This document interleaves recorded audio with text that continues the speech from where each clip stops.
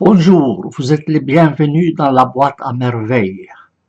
Prière de vous abonner à cette chaîne et de cliquer sur la cloche pour recevoir les prochaines vidéos.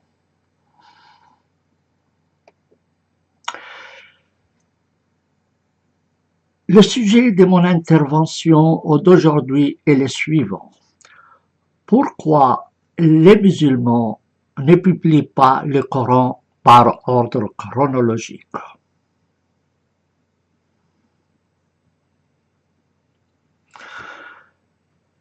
Je me suis retrouvé un jour entre Youssef Abraham et Hafez Wardiri, respectivement imam et porte-parole de la mosquée de Genève. Nous étions dans un colloque organisé à l'université de Fribourg. C'était à la sortie de mon édition, de ma première édition de la traduction française du Coran par ordre chronologique, qui est sorti en l'an 2008.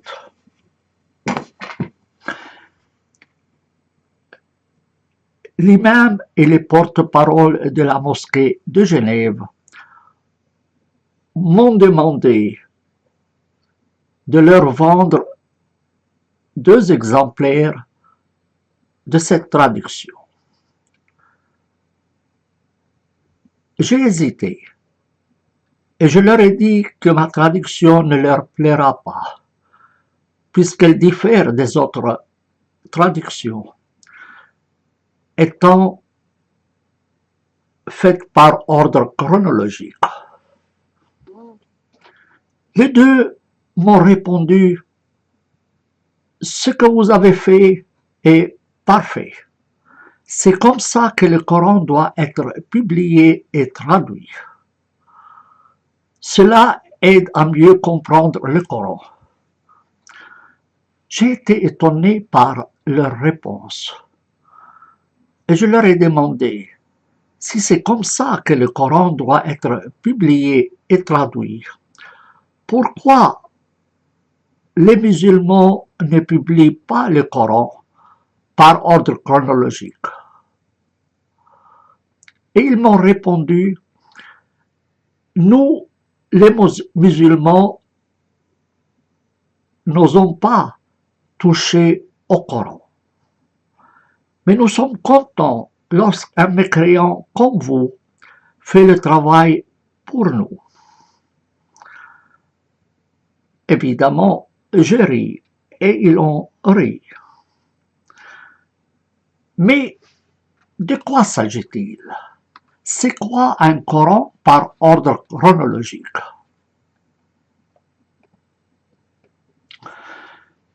En 1977, j'ai été en Égypte pour préparer ma thèse de doctorat sur les non-musulmans en Égypte. Et j'ai rencontré une quarantaine de penseurs musulmans, dont le regretté Mohammed Ahmed Khalafallah, auteur de plusieurs ouvrages sur l'islam et le Coran. Je lui ai posé la question, comment dois-je faire pour comprendre le Coran? J'avais en fait une grande difficulté à lire ce livre que les musulmans considèrent comme le sommet des ouvrages de l'humanité. Donc je lui ai dit, comment dois-je faire pour lire cet ouvrage? Et il m'a répondu que si je voulais comprendre le Coran, il faut que je le lise dans l'ordre chronologique. J'étais surpris par sa réponse. De quoi s'agit-il? C'est quoi le Coran par ordre chronologique? Et il m'a répondu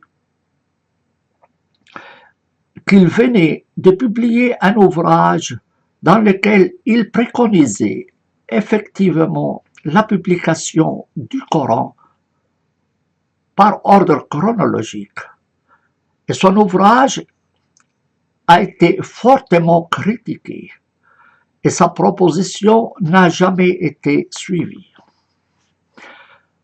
Lorsque je suis retourné en Suisse, j'ai cherché un Coran par ordre chronologique, que ce soit en arabe ou en français. Je n'ai trouvé que la traduction de Régis Placher, publiée en 1949-1950, selon l'ordre chronologique tel qu'il l'imaginait lui-même. Mais par la suite, il est revenu sur cette traduction et il a repris l'ordre usuel du Coran dans son édition publiée en 1957, sans nous dire pourquoi il a renoncé à l'ordre chronologique du Coran. Et comme la plupart de mes écrits sont en langue française, j'avais besoin d'une traduction française que je pouvais citer. De préférence, une traduction par ordre chronologique. Et pour ne pas devoir contrôler chaque traduction, j'ai décidé de faire ma propre traduction, et cette fois par ordre chronologique. Par la suite, j'ai publié une traduction italienne et une traduction anglaise du Coran aussi par ordre chronologique. Et ainsi, je suis en fait l'unique traducteur dans l'histoire qui a traduit le Coran en 3 langues. À la suite de la sortie de ces 3 traductions, un prêtre maronite m'a contacté pour me demander qu'est-ce que j'ai fait pour les Arabes. Il m'a signalé que j'ai traduit le Coran en français, en anglais et en italien, et qu'il souhaitait avoir une édition arabe du Coran par ordre chronologique. Je lui ai répondu, le Coran est en arabe, vous n'avez qu'à le faire vous-même, ce n'est pas si difficile. Mais il m'a rétorqué que dans les pays arabes, c'était interdit de publier un Coran par ordre chronologique. Et que j'avais l'expérience avec mes 3 traductions. Je devais donc, en principe, accepter sa proposition.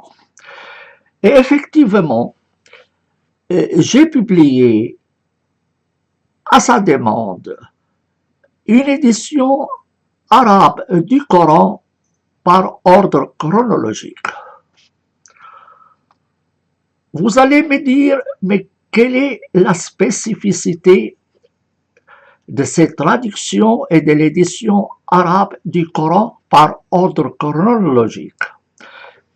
Quelle est la différence entre mes traductions et mon édition du Coran et le Coran usuel qu'on trouve dans les mosquées, les bibliothèques ou dans les foyers de presque chaque musulman, et que l'Arabie saoudite distribue gratuitement à tout venant. Je vais donc vous parler maintenant des spécificités de mon édition arabe du Coran et de mes 3 traductions du Coran en français, en anglais et en italien. Avant tout, j'ai coupé le Coran en 2. La première partie du Coran, que j'ai appelée le Coran mécois, comporte 86 chapitres qui ont été révélés, selon la conception musulmane, à la Mecque entre 610 et 622.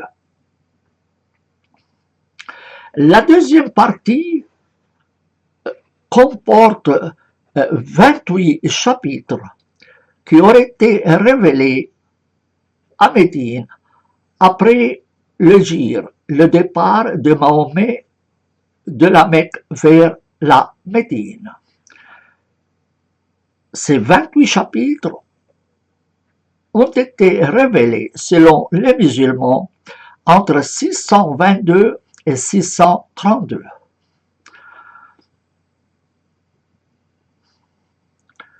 Donc la première chose que je fais, c'est de couper le Coran en deux. Première partie que j'ai appelée Coran mécois et la deuxième partie que j'ai appelée Coran médinois. À l'intérieur de ces deux parties, j'ai classé les chapitres selon l'ordre de leur révélation, qui est totalement différent de l'ordre des Corans que vous avez dans vos mains. Ensuite, j'ai introduit dans les textes arabes du Coran les ponctuations modernes, comme le point, la virgule, point-virgule, point d'exclamation, point d'interrogation, etc.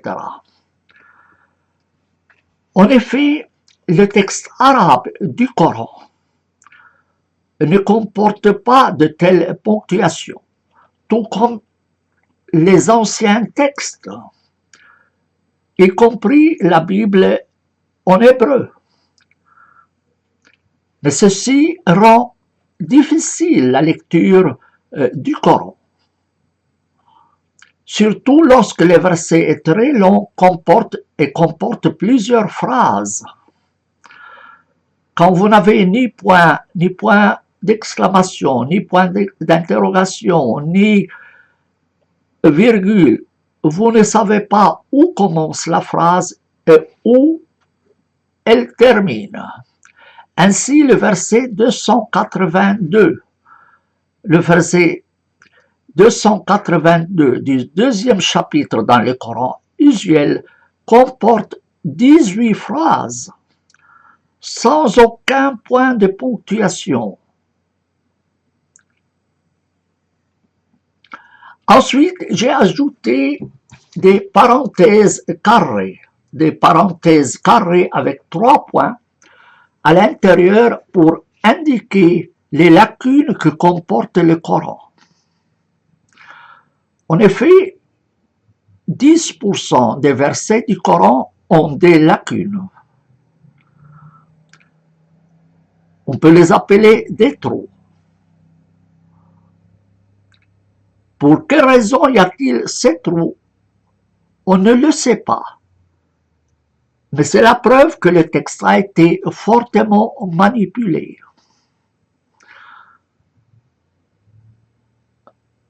J'ai aussi ajouté des parenthèses avec 3 traits, des parenthèses carrées ou des crochets carrés avec 3 traits pour indiquer que tel passage ou tel verset n'a aucun rapport avec le verset précédent ou le verset qui le suit.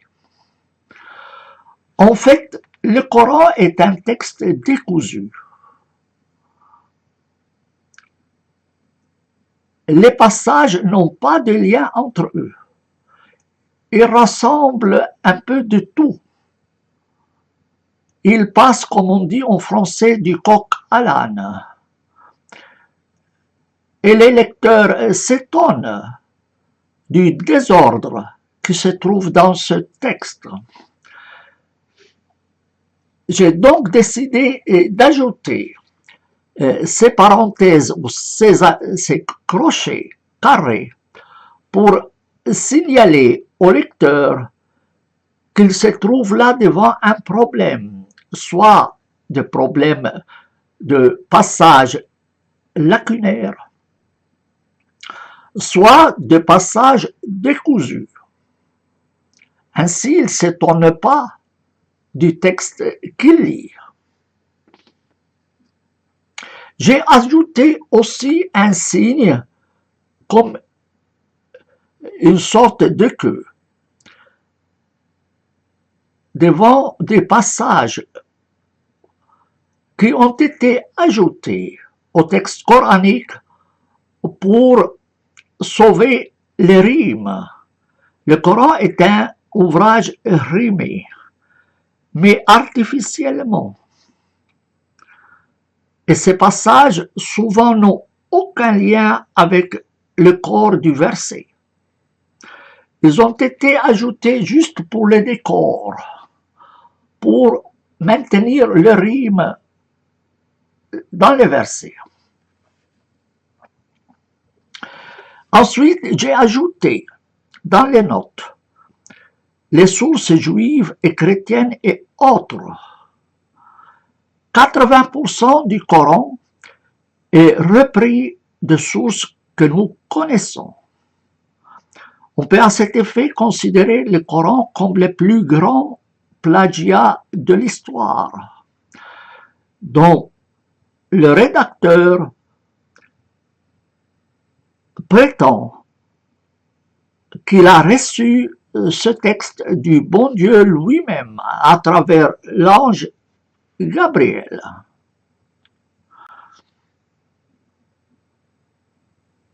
Donc j'ai signalé les sources juives et chrétiennes et autres dont s'est servi le rédacteur du Coran. Et ainsi, les lecteurs qui s'intéressent peuvent voir l'origine de ce texte. Ensuite, j'ai ajouté dans les notes les variantes. Les variantes, il s'agit en fait de lectures différentes de certains termes, voire de certains passages du Coran, selon des sources islamiques. Nous avons donc un texte usuel distribué par les pays musulmans comme étant seul et unique texte du Coran, mais en réalité, ce texte comporte des variantes que les sources musulmanes indiquent, mais que les éditions usuelles ne mentionnent jamais, pour ne pas déranger les lecteurs, pour que les lecteurs ne se posent pas des questions à propos de ces variantes. Je signale ici que la moitié des versets du Coran comportent des variantes. Certains termes ont été lus plus de 10 manières de lire. Donc, le même mot ou la même expression a été modifiée par différentes sources islamiques. Les experts connaissent ces variantes, mais généralement on ne les met pas à la disposition du public. Et moi je les ai indiquées dans les notes. D'ailleurs, les musulmans considèrent ces variantes comme faisant partie de la révélation. Mais comme je vous l'ai dit, on ne les mentionne pas dans les exemplaires du Coran distribués, pour que les gens ne se posent pas des questions et aient toujours l'impression que le Coran est seul et unique texte qui n'a pas de variation.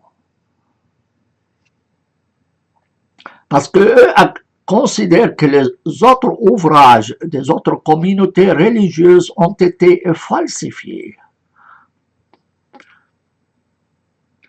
Ensuite, j'ai signalé dans les notes les versets abrogés et les versets abrogeants. En effet, les Corans comportent des normes juridiques qui ont évolué.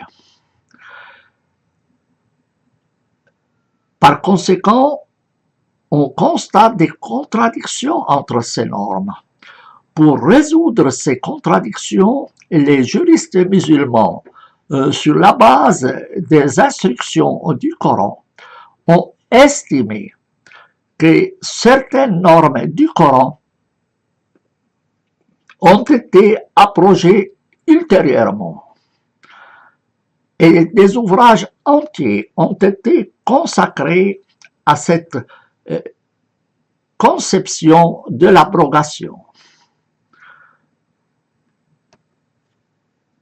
La copie du Coran qui est entre vos mains, généralement ou pratiquement toujours, n'indique jamais les versets abrogés et abrogeants comme je l'ai fait dans mes traductions et mon édition arabe du Coran.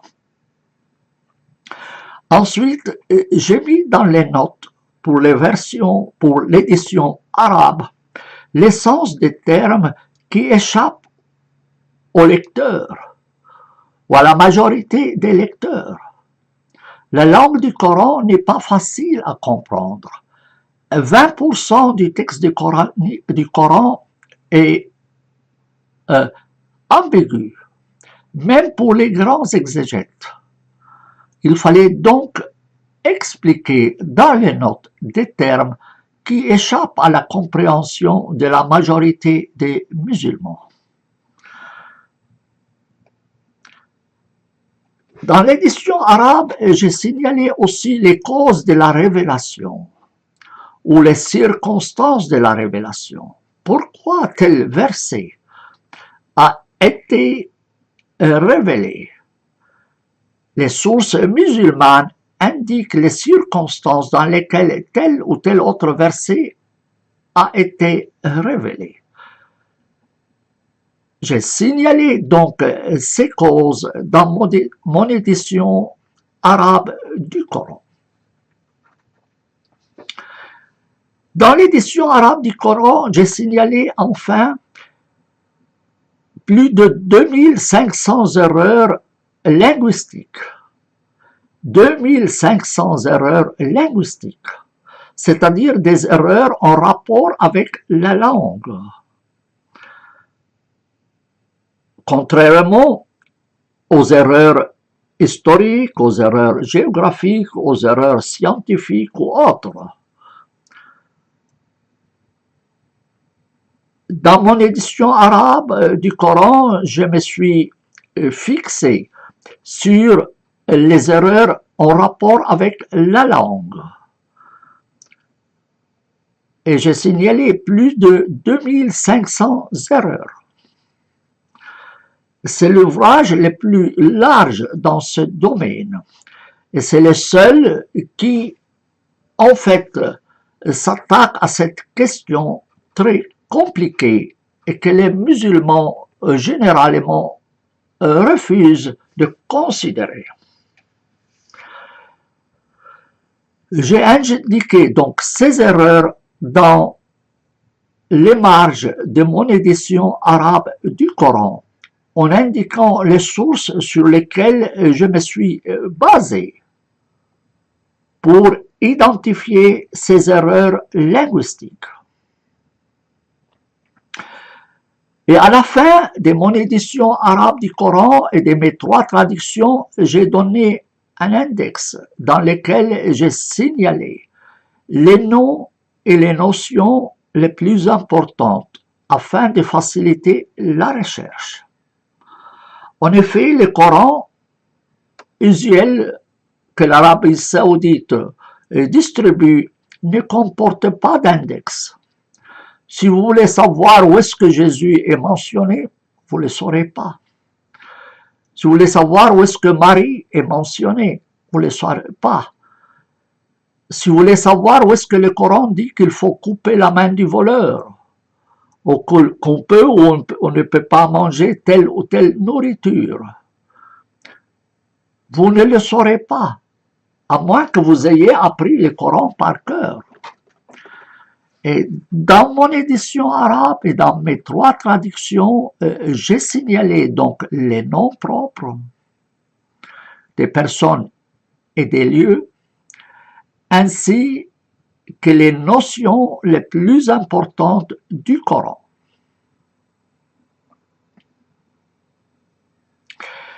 L'édition arabe du Coran comporte une large introduction d'environ 70 pages, dans lesquelles j'ai expliqué toutes ces spécificités de mon édition arabe.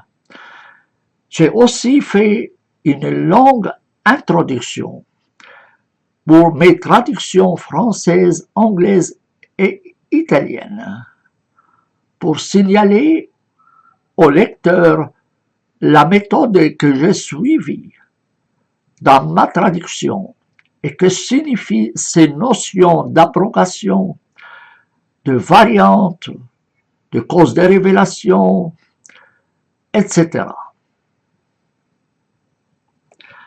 Vous allez me dire, mais comment est présenté le Coran actuel?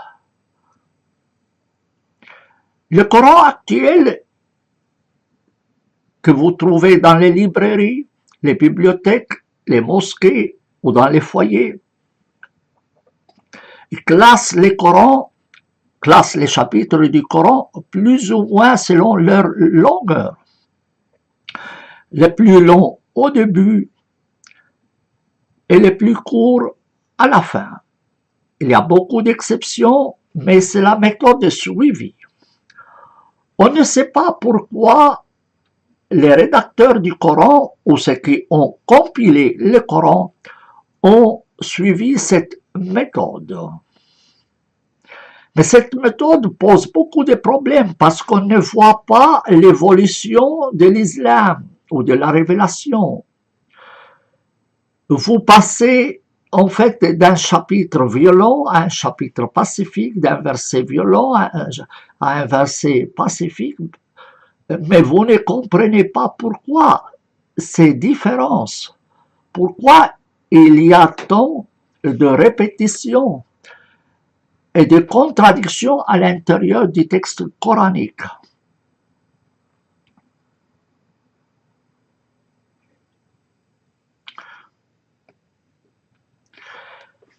Signalons ici que les sources musulmanes indiquent que dans le passé, des compagnons de Mahomet avaient des Corans dont l'ordre des chapitres diffère de l'ordre du Coran usuel. Et l'imam Ali aurait eu un Coran par ordre chronologique, mais il a disparu.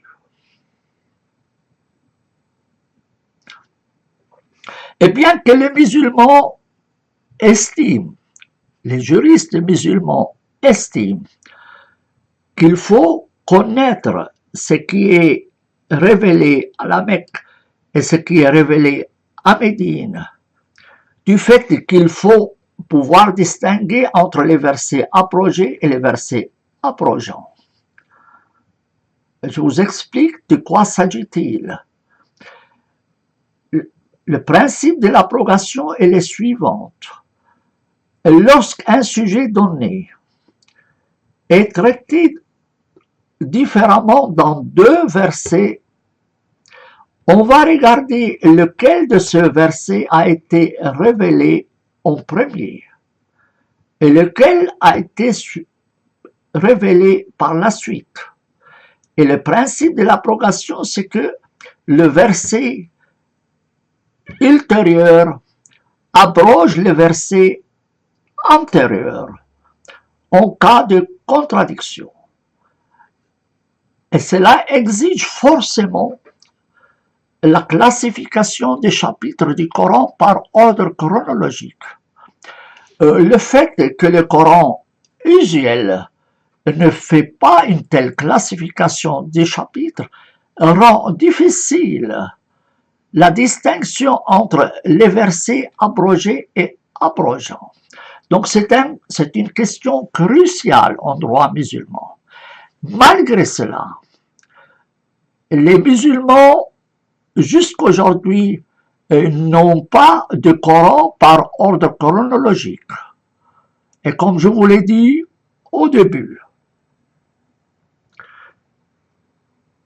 citant les propos de l'imam de Genève et du porte-parole de la mosquée de Genève, dit « Nous n'osons pas le faire. Nous n'osons pas toucher au texte coranique. » Vous allez me dire, mais comment vous avez pu connaître l'ordre chronologique du Coran? Quel ordre suivez-vous, puisque des compagnons du Coran avaient des Corans ayant un ordre différent du Coran actuel? En fait, en 1923, l'Azhar, l'institution islamique la plus importante du monde sunnite, a publié un Coran intitulé le Coran du roi Fouad, 1923. Sous les titres de chaque chapitre du Coran, l'Azhar a indiqué l'ordre chronologique de ce chapitre, et s'il est mécois ou médinois. Donc les savants musulmans, les experts du droit musulman et les exégètes savent plus ou moins quel est l'ordre chronologique du Coran. Mais comme je viens de vous le dire, ils n'ont pas publié de Coran par ordre chronologique. Ils ont gardé ce désordre dans les chapitres, classant donc les chapitres du Coran plus ou moins selon leur longueur. Alors ce que j'ai fait moi-même, c'est de suivre ces instructions de l'Azhar. Je n'ai rien inventé. Je n'ai pas voulu m'engager dans une voie hasardeuse pour éviter les critiques des musulmans qui pourraient dire que moi j'ai inventé un ordre du Coran à ma guise. J'ai suivi les instructions de l'Azhar, qui est plus ou moins accepté par tous les musulmans. Je n'ai fait donc que reclasser le Coran selon ces instructions. Ce qu'en fait, chaque idiot peut le faire. Il suffit d'avoir un ordinateur pour que vous puissiez reclasser les chapitres du Coran par ordre chronologique. Malgré la facilité avec laquelle on peut classer le Coran par ordre chronologique, les musulmans jusqu'aujourd'hui ne l'ont pas fait. Et vous allez me dire, mais pourquoi les musulmans refusent de mettre le Coran par ordre chronologique? Trois raisons principales. Avant tout, raison dogmatique. Eux estiment que l'ordre actuel du Coran, c'est l'ordre voulu par Dieu, dicté par l'ange Gabriel à Mahomet. Donc, c'est un ordre décidé par Dieu et par l'ange Gabriel. Décision transmise à Mahomet. Donc, l'ordre actuel n'est pas le fait d'une personne, mais c'est comme ça que Dieu veut le Coran. Or, je viens de vous le dire, des compagnons de Mahomet avaient des Corans qui avaient un autre ordre de chapitres. Donc, on ne peut pas dire que c'est ainsi que le Coran doit être fait, que c'est ainsi que Dieu veut le Coran. Et il ajoute que maintenant, les musulmans sont unanimes sur l'édition actuelle. Oui, mais ça ne suffit pas. L'unanimité dans l'erreur est une erreur. Deuxième raison, c'est une question de crédibilité. Les musulmans ont suivi cet ordre erroné depuis 14 siècles. Et ils n'osent pas aujourd'hui reconnaître qu'ils ont commis cette erreur. Imaginez un musulman qui arrive à la mosquée un vendredi, il prend un exemplaire du Coran et il découvre que les chapitres ne sont plus classifiés selon l'ordre auquel il est habitué. Il va aller voir son cheikh, son imam, et lui dit, mais pourquoi cet exemplaire a des chapitres dans un ordre auquel il n'est pas habitué? Évidemment, le cheikh ou l'imam doit lui expliquer que c'est beaucoup mieux ainsi. Et les musulmans vont lui dire, donc vous vous êtes trompé pendant 14 siècles. Vous vous êtes rendu compte seulement maintenant que c'est ainsi que doit être fait le Coran. Vous imaginez la suite. Probablement, ils prendront l'imam ou le cheikh pour le pendre à la porte de la mosquée. Cela créerait un désordre indescriptible. Parce que les gens sont habitués à cette forme du Coran désordonnée. Quand vous leur mettez dans les mains un Coran dans l'ordre chronologique, ils seront déboussolés. Ils ne sauront pas à quel sens se vouer. Donc, pour sauver la face, les autorités religieuses musulmanes n'osent pas toucher à l'ordre habituel du Coran. Ensuite, il y a des raisons économiques. Il y a des millions d'exemplaires du Coran dans cet ordre désordonné. Que faire avec ces millions d'exemplaires qui ont coûté des tonnes d'argent?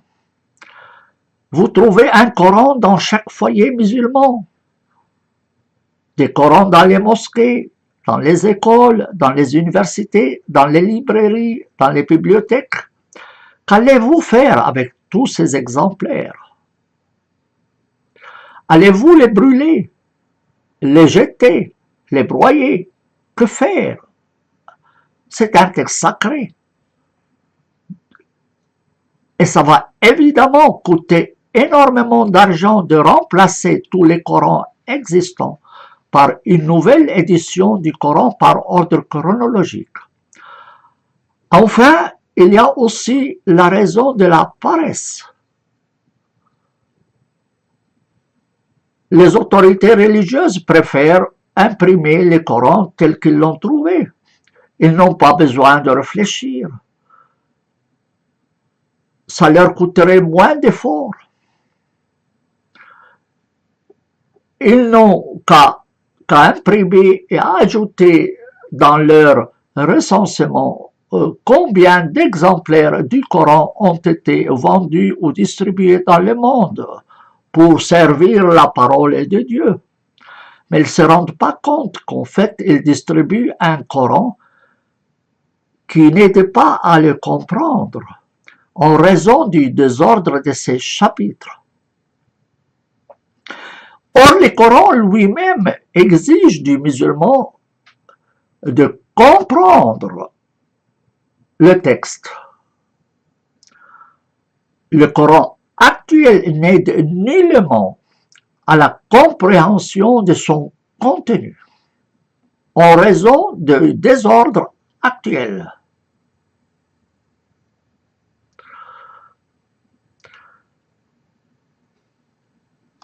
Ajoutons à cela, en plus donc de la compréhension du Coran, c'est que la mise en ordre du Coran va nous aider à comprendre que l'islam a commencé comme une religion plus ou moins pacifique, que le Coran mécois est un Coran plus ou moins acceptable,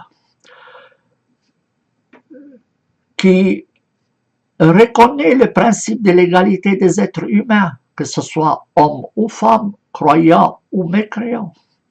Aucune distinction entre les gens n'est faite dans le Coran mécois, en principe, je dis. Et c'est un Coran plus ou moins pacifique. Mais du jour où Mahomet se transfère à Médine et passe de prophète à chef d'État et chef militaire, le Coran a complètement changé de caractère. Il est devenu un Coran violent, préconisant la guerre, distinguant entre hommes et femmes, établissant l'inégalité entre hommes et femmes, entre croyants et non-croyants, prévoyant le djihad et les sanctions, couper les mains, couper les pieds, la flagellation, etc. Donc, en classant le Coran dans l'ordre chronologique, on peut voir, percevoir l'évolution de l'islam.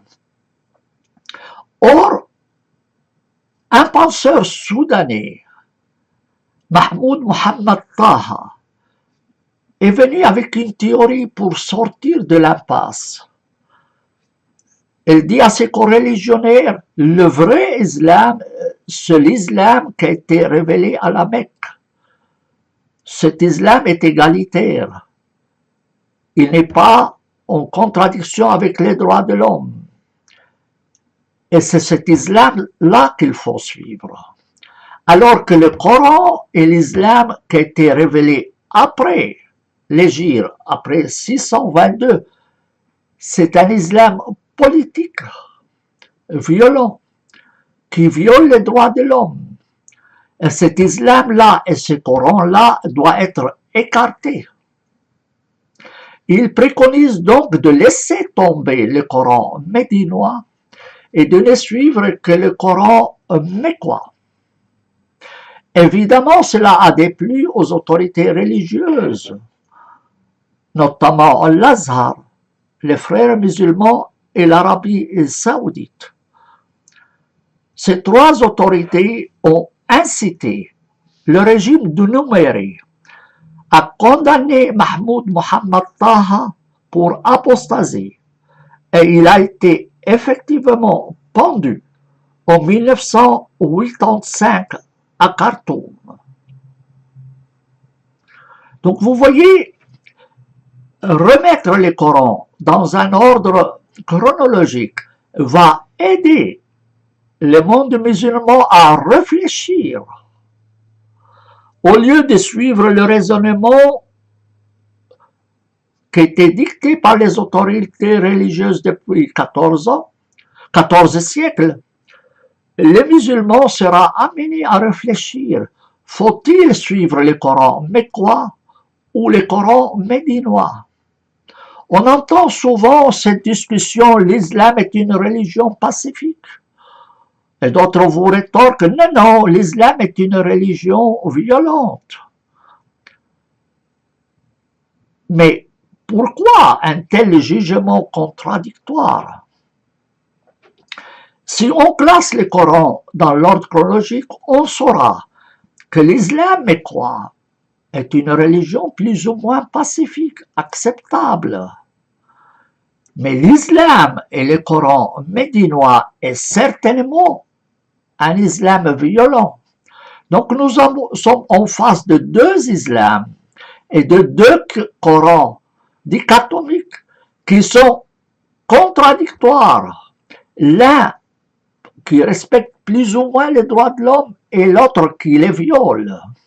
Raison pour laquelle je propose aux pays occidentaux, aux pays musulmans, d'interdire la distribution du Coran dans l'ordre actuel et d'exiger un Coran par ordre chronologique, au début duquel on mettra un avertissement, disant que le Coran mécois est plus ou moins acceptable, mais le Coran médinois viole les droits de l'homme, et donc il est caduc, et ne saurait en aucune manière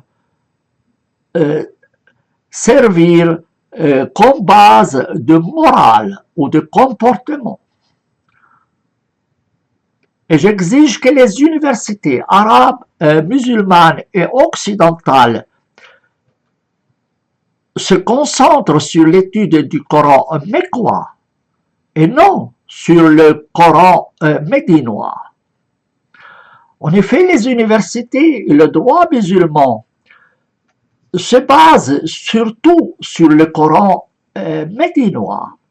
On n'enseignait pas le Coran mécois dans les universités et dans les écoles. On ne leur dit pas la différence entre les deux. Et pour cela, on voit que les musulmans ont un raisonnement désordonné. On ne sait pas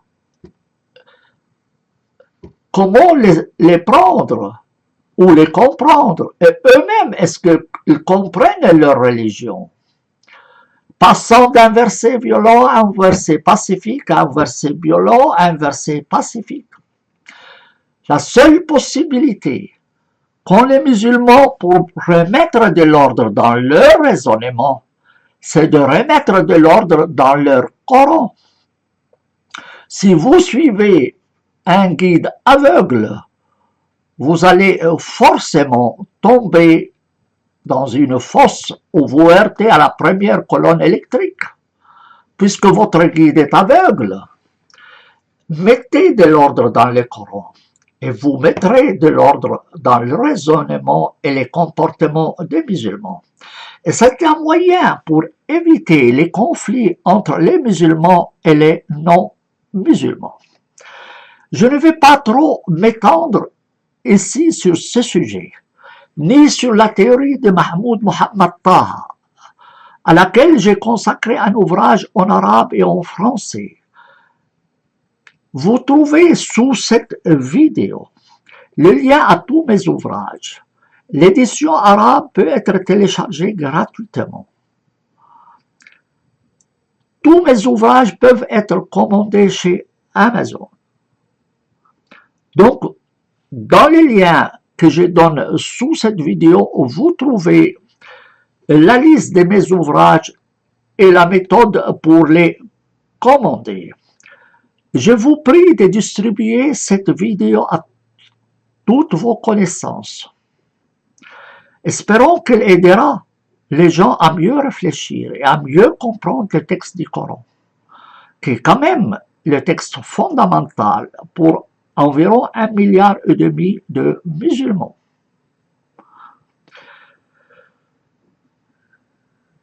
J'arrête ici. Je vous prie de vous abonner à ma chaîne et de cliquer sur la cloche pour recevoir les prochaines vidéos. Je vous souhaite une belle journée. À ceux qui ne comprennent pas le français, qu'ils sachent que j'ai enregistré la même vidéo en langue arabe dans ma chaîne. J'ai aussi fait une vidéo avec une chaîne turque dans laquelle j'ai parlé l'arabe et j'étais traduit en langue turque.